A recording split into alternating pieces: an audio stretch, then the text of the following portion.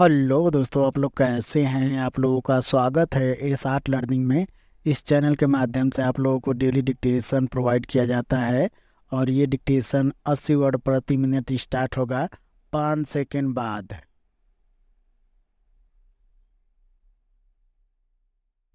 Start.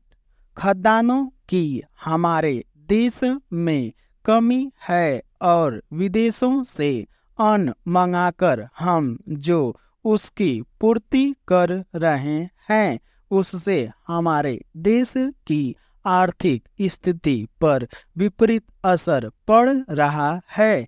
इस बारे में दो मत नहीं हो सकते। इसका हल दो ही तरह से संभव है। या तो हम अपनी उपज बढ़ाएं और फिर भी कमी रहे तो सहायक खाद्य पदार्थों की उत्पत्ति वृद्धि एवं उन्हें काम में लाने की कोशिश करें, या अन्न के आयात को अपने औद्योगिक अथवा कच्चे माल के निर्यात की वृद्धि द्वारा संतुलित करें। दोनों में से एक अथवा कम बढ़ दोनों ही बातें करना आवश्यक है। अतः इनमें से जो भी बात की जाए उसे सबका सहयोग मिलना चाहिए। सबसे पहला प्रयत्न इस दिशा में उपज वृद्धि का ही होना चाहिए।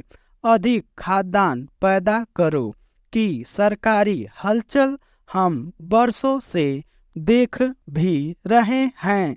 फिर भी यदि इस दिशा में कोई संतोषप्रद परिणाम सामने नहीं आया तो समझना चाहिए कि या तो इससे संबंधी सरकारी हलचल सदोष रही है या फिर हमारे यहाँ उपज वृद्धि की कोई गुंजाइश ही नहीं है। खासकर जब डॉक्टर राजेंद्र प्रसाद जैसे जिम्मेदार व्यक्ति जो कि खुद भी सरकार के खाद्य विभाग का संचालन कर चुके हैं हमें बताते हैं कि हमारे यहाँ खाद्य की कमी केवल 10% है और यदि 100 मन उपज को हम सावधानी से खेती करके 110 मन कर सके, यानी हर 10 मन उपज में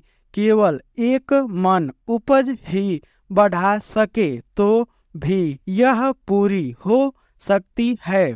तो हमारी समझ में नहीं आता कि अन्नाभाव का इतना शोर क्यों है और अभी तक वह कमी पूरी क्यों नहीं हो पाई। यह भी आज कोई नहीं मानता कि हमारे यहाँ अन्नोत्पाद वृद्धि की गुंजाइश नहीं है।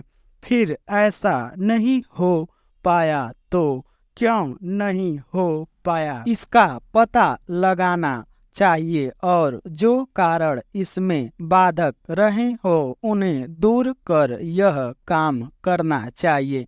मालूम यह पड़ता है कि संबंधी सरकारी विभाग इस दिशा में झंझट पाकर विदेशों से अन्न मंगाने के मार्ग को आसान पा रहा है। फिर उससे चाहे देश की आर्थिक स्थिति पर विपरीत असर पड़े, आर्थिक स्थिति पर विपरीत असर की बात हम इसलिए कहते हैं क्योंकि हमारे विदेशी व्यापार पर असंतुलितता का कारण विदेशों से अन्न के भारी आयात को ही बताया जा रहा है।